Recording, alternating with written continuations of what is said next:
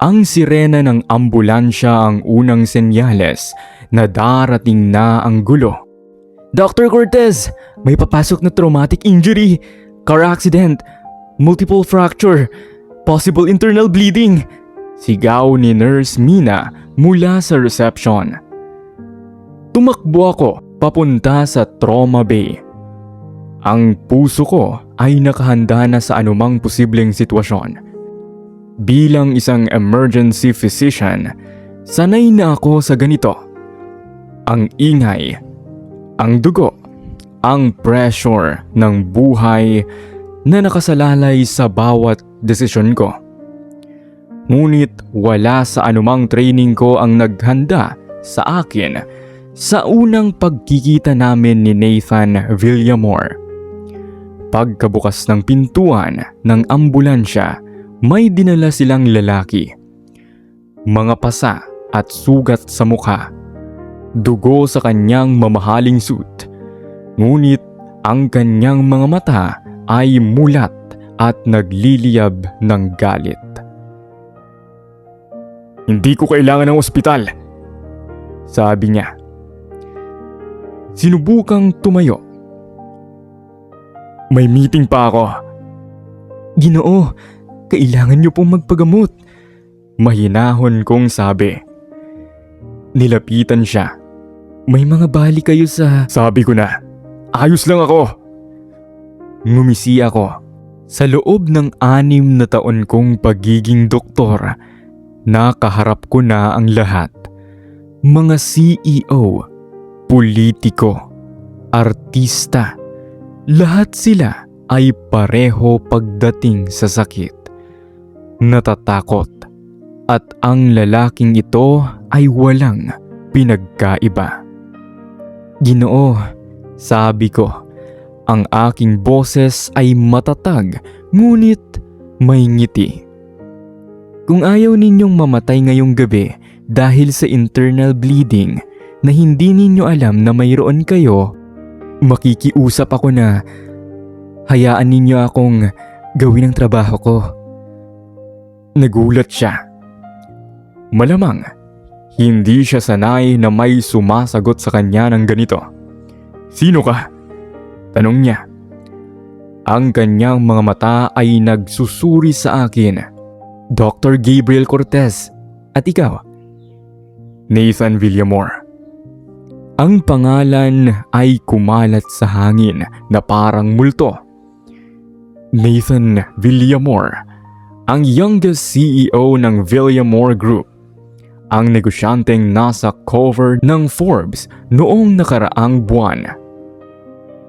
Ang lalaking sinasabing walang puso at walang pakialam sa sinuman maliban sa kanyang pera. Sabi ko, ang ngiti ko ay lumapad.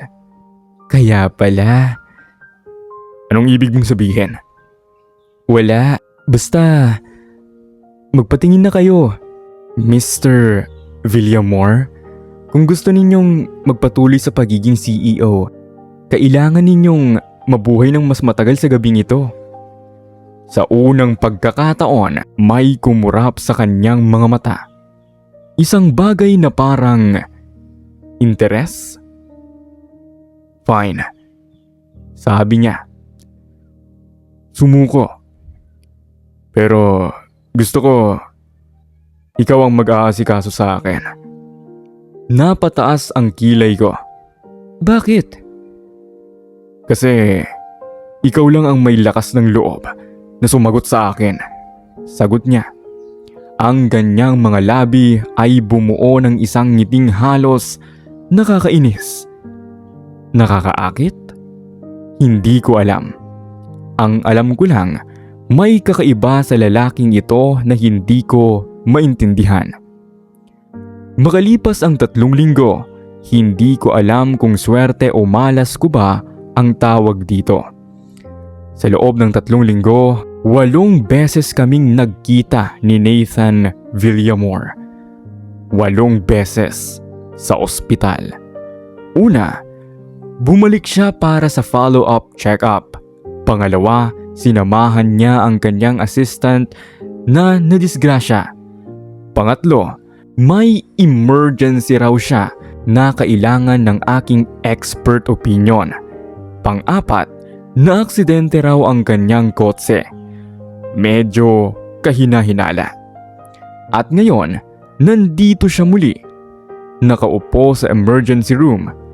Nag-aarteng may sakit habang ako ay sinusubukang mag-concentrate sa aking mga pasyente.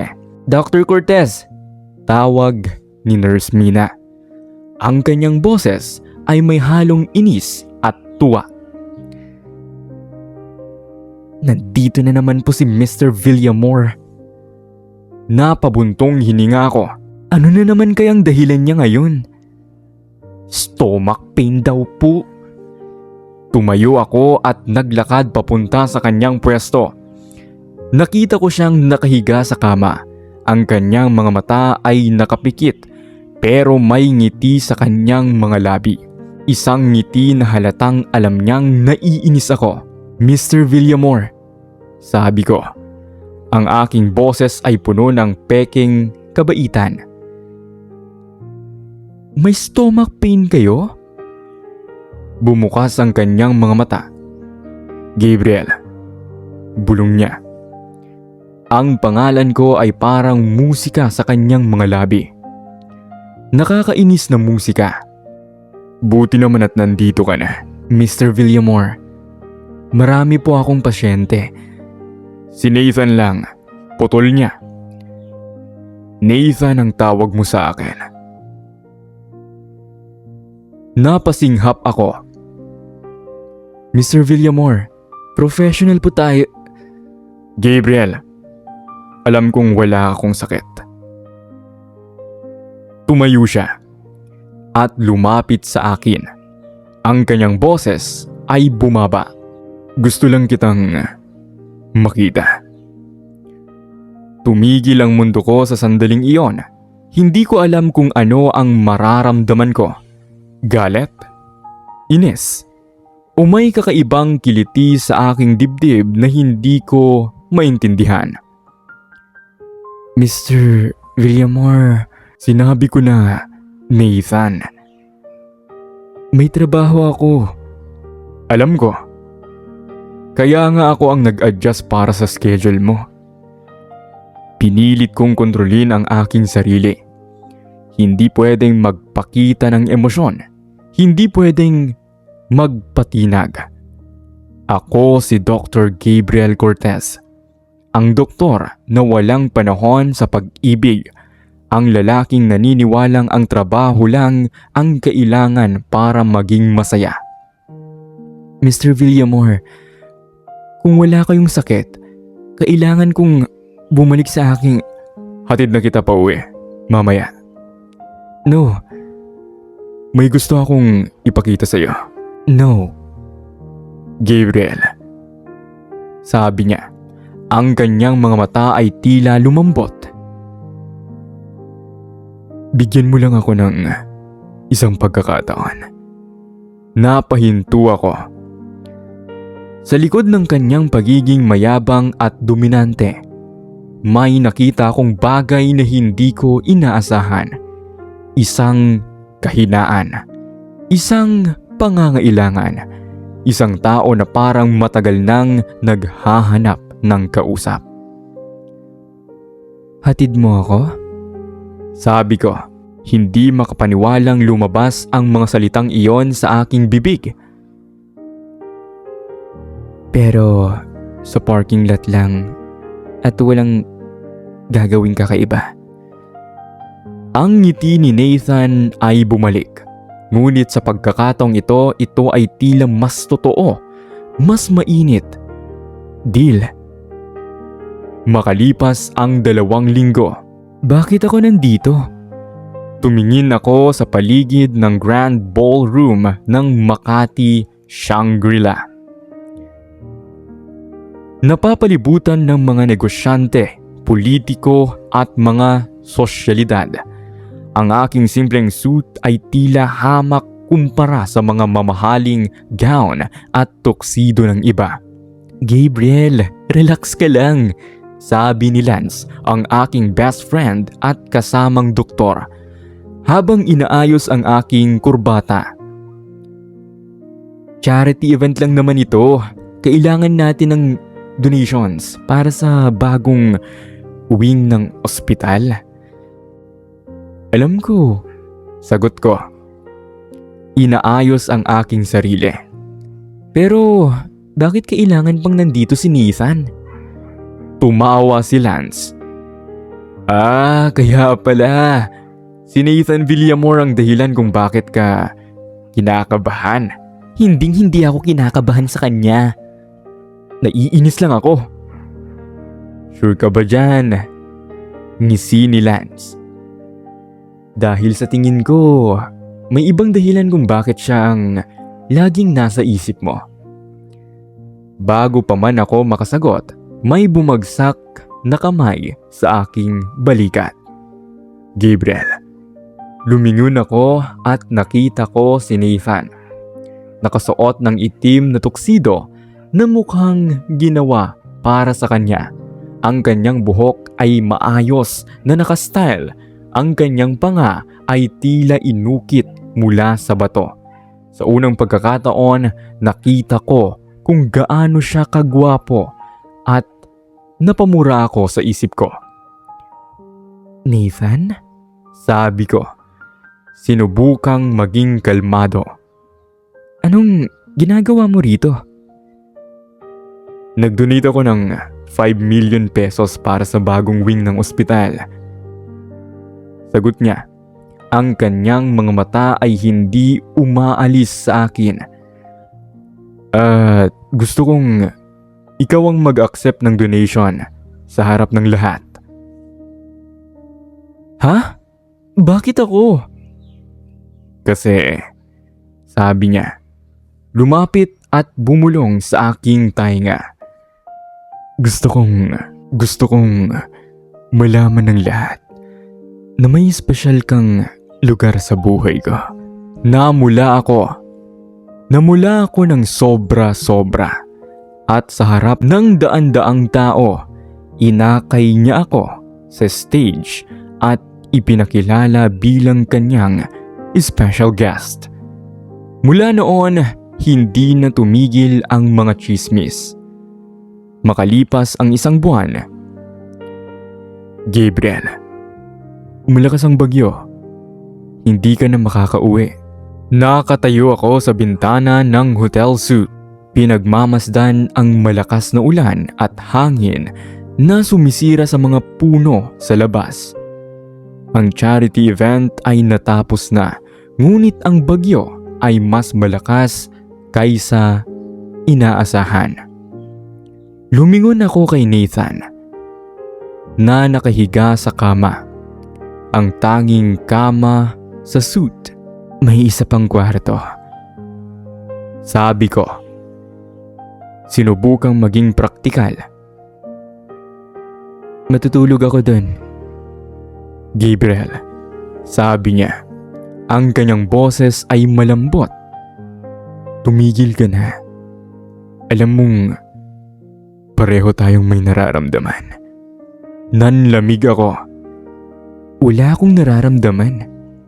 Talaga? Tumayo siya at lumapit sa akin.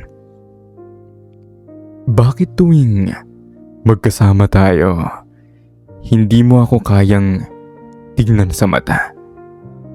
Bakit ang bilis ng tibok ng puso mo kapag malapit ako? Bakit? Tama na! Sigaw ko. Ang aking mga luha ay hindi ko napigilan. Tama na, Nathan. Hindi kita maintindihan. Isang buwan pala tayong magkakilala, pero parang alam mo na ang lahat tungkol sa akin. Natatakot ako. Tumahimik siya. Ang kanyang mga mata ay lumambot at sa unang pagkakataon nawala ang kanyang pagiging mayabang. Gabriel, bulong niya. Inilapit ang kanyang muka.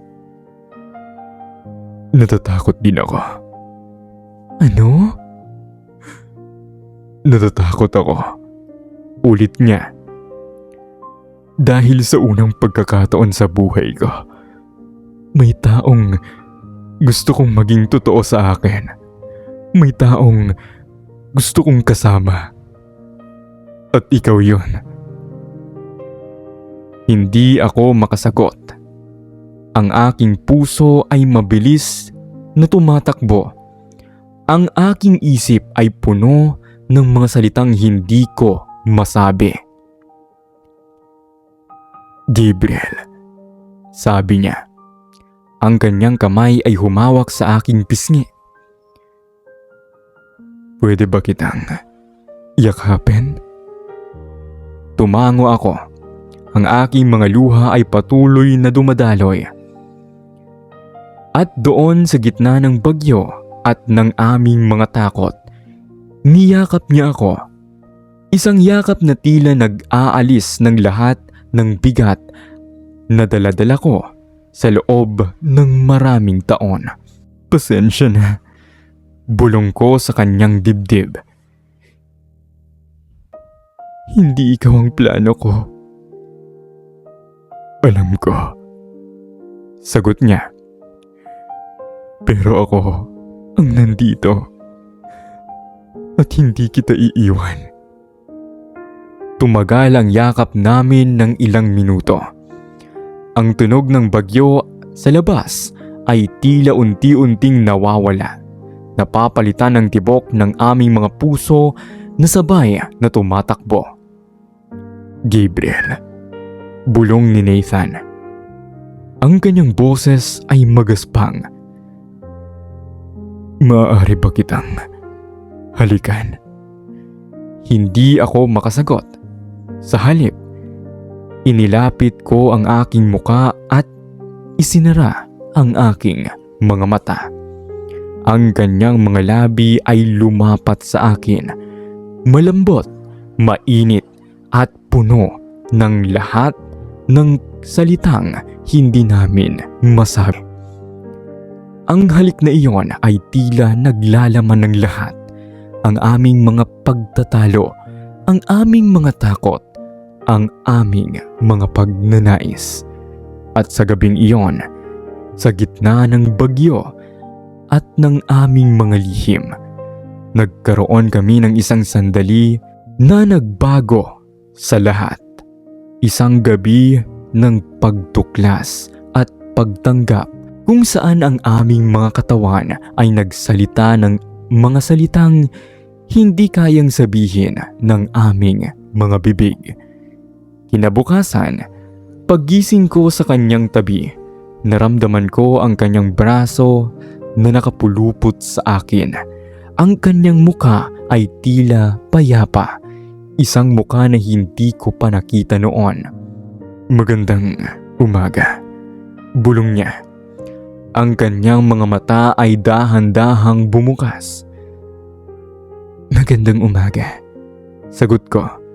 Ang aking puso ay puno ng kakaibang init. Gabriel, sabi niya, ang kanyang boses ay seryoso. Seryoso ako sa iyo. Hindi ito laruan para sa akin. Alam ko, sagot ko. Hinawakan ang kanyang kamay. At seryoso rin ako. Sa sandaling iyon, alam kong may nagbago. Hindi ko siya plano. Hindi siya bahagi ng aking mga pangarap. Ngunit narito siya. At sa unang pagkakataon, handa kong yakapin ang hindi ko inaasahan. Makalipas ang 2 buwan, ang aming relasyon ay mabilis na lumago. Si Nathan ay naging mas bukas, mas malambing at ako natutunan kong magtiwala, magmahal at hayaan ang aking sarili na maging masaya.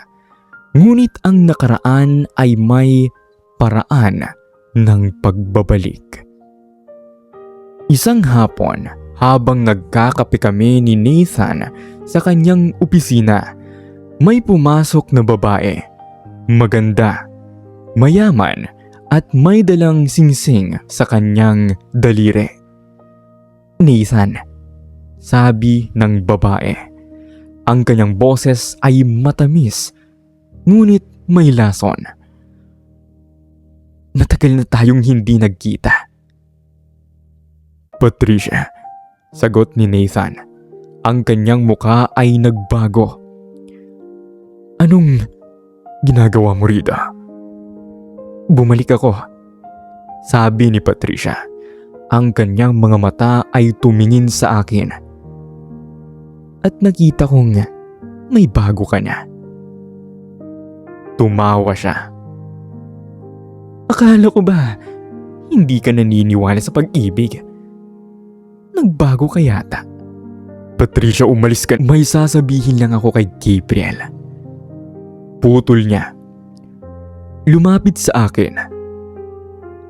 Alam mo bang ang nobyo mo ay may kasunduan sa pamilya ko? Na dapat ay ako ang kanyang pakakasalan. Nanlamig ang dugo ko. Tama na, Patricia, sigaw ni Nathan. Ngunit ang mga salita ay naitanim sa aking isipan. Kailangan kong umalis, sabi ko. Tumayo at naglakad papalabas. Gabriel, teka! Sigaw ni Nathan. Ngunit hindi ako lumingon. Sa mga sumunod na araw, hindi ko siya kinausap. Hindi ko sinagot ang kanyang mga tawag. Hindi ko binuksan ang pinto ng aking apartment. Ang sakit ay sobrang lalim. Sobrang totoo. Gabe, kausapin mo na siya, sabi ni Lance. Nakaupo sa aking sala. Alam kong nasaktan ka. Pero mahal mo siya. Hindi ko alam kung totoo. Sagot ko. Ang aking boses ay basag. May isang paraan para malaman mo, sabi ni Lance. Kausapin mo siya. Makalipas ang isang linggo, bago pa man ako magkaroon ng lakas ng loob na kausapin si Nathan, may isa pang problema ang dumating. Isang eskandalo ang sumabog. May mga leak ng mga dokumento na nagpapakitang may kinalaman ako sa isang illegal na transaksyon ng Villamor Group. Hindi ko alam kung paano nangyari ito, ngunit ang pangalan ko ay nasa lahat ng balita. Doktor na sangkot sa korupsyon? Dr. Gabriel Cortez, may connection sa Villamor Group? Isang doktor na nagbebenta ng kanyang integridad? Tumawag ang ospital. Sinuspende ako habang iniimbestigahan ang kaso. Ang aking reputasyon, ang aking buong buhay ay tila gumuho sa harap ng aking mga mata. At sa gitna ng lahat ng ito, si Nathan ang unang dumating. Gabriel, sabi niya, pumasok sa aking apartment nang walang paalam. Alam kong hindi mo ginawa iyan. Paano ka nakakasigurado? Tanong ko. Ang aking boses ay walang emosyon. Kasi kilala kita. Sagot niya. Lumapit at hinawakan ang aking mga kamay. Mahal kita. At hindi kita pababayaan. Tumulo ang aking mga luha. Nathan, bakit? May nakita akong hindi tama sa mga dokumento. Putol niya. Ang kanyang mga mata ay nagliliyab ng determinasyon. May nag-set up sa iyo.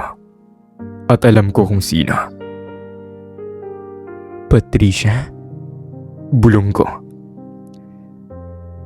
Oo, sabi niya. Pero hindi na siya makakalapit sa iyo. Ipinakulong ko na siya. Napatingin ako sa kanya. Ang aking puso ay puno ng hindi maipaliwanag na damdamin. Bakit? Bakit mo ginawa ang lahat ng ito para sa akin? Kasi, sabi niya, ang kanyang mga mata ay tila kumikinang. Mahal kita. At sa tingin ko, karapat-dapat kang mahalin. Makalipas ang 3 buwan, ang eskandalo ay naayos na. Napatunayan ang aking inosente at si Patricia ay nakulong dahil sa paninirang puri at pandaraya.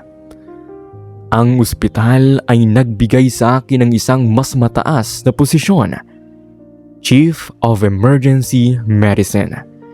Ngunit ang pinakamahalagang pagbabago ay nangyari sa aking puso. Nakatayo ako sa balkonahe ng bahay ni Nathan.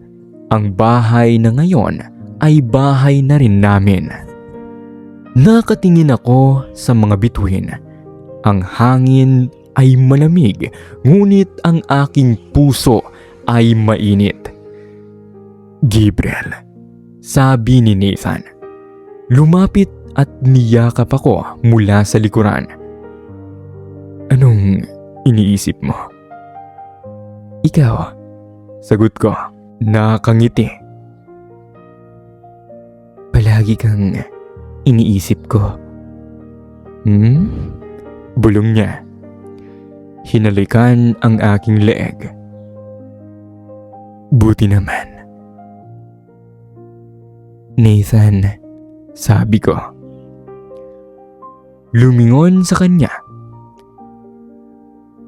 Hindi ikaw ang plano ko. Alam ko. Ngunit, huminto ako. Ang aking mga mata ay tila kumikinang. Ikaw ang taong dapat kong kasama. Ikaw ang taong magpapaalala sa akin na ang buhay ay hindi lang tungkol sa trabaho. Ikaw ang taong mahal mo. Putol niya. Ang kanyang ngiti ay nakakainis, ngunit nakakaakit. Oo, sagot ko. Ang aking mga luha ay dumadaloy.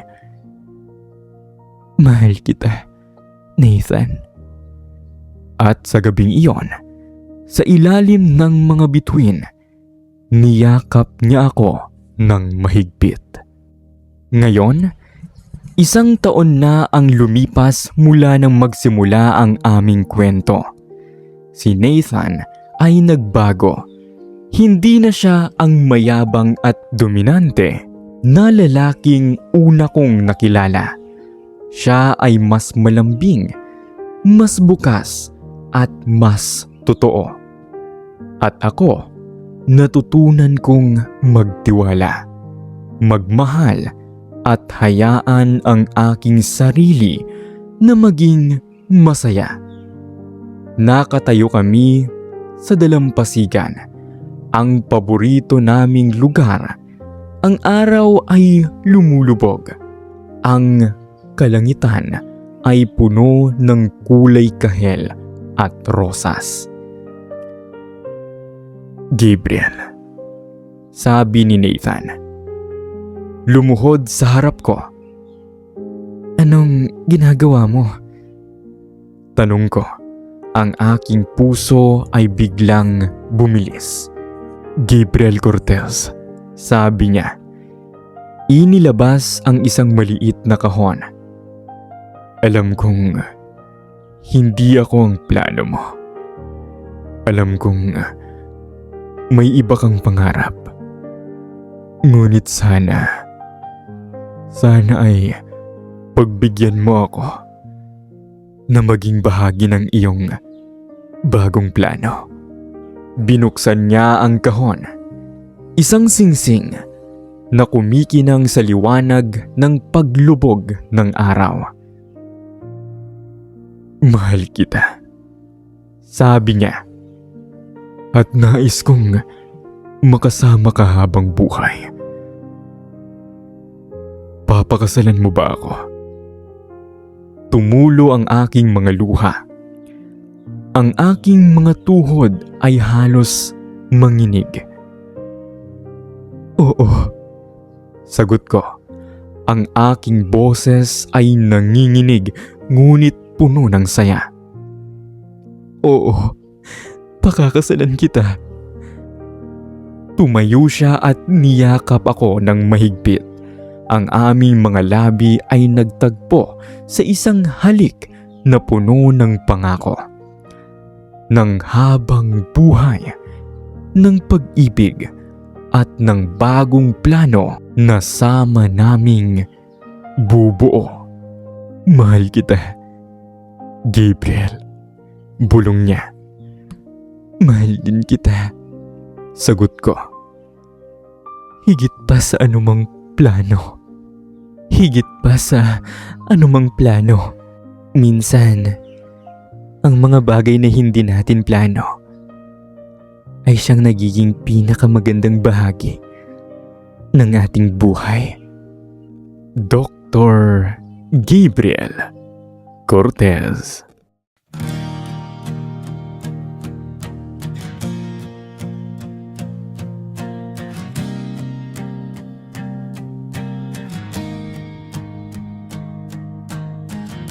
Ako'y sa'yo, ikaw ay akin. Ang ganda mo sa paningin. Ako ngayon'y nag-iisa. Sana ay tabihan na. Sa ilalim ng puting ilaw, sa dilaw na buwan, pakinggan mo ang aking sigaw. Sa dilaw na buwan, ayokong mabuhay ng malungkot. Ikaw ang nagpapasaya at makakasama hanggang sa pagtanda. Halina't tayo'y humiga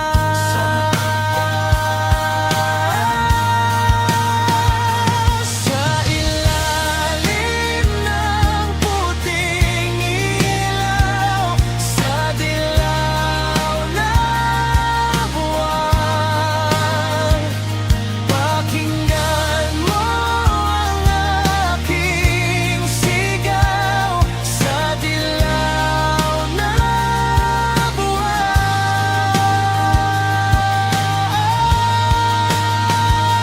ang iyong ganda'y umabot sa buwan. Ang tibok ng puso'y tinig sa kalawakan at bumabalik dito sa akin. Ikaw ang mahal, ikaw lang ang mamahalin. Pakinggay ng puso'y damdamin. Damdamin aking damdamin.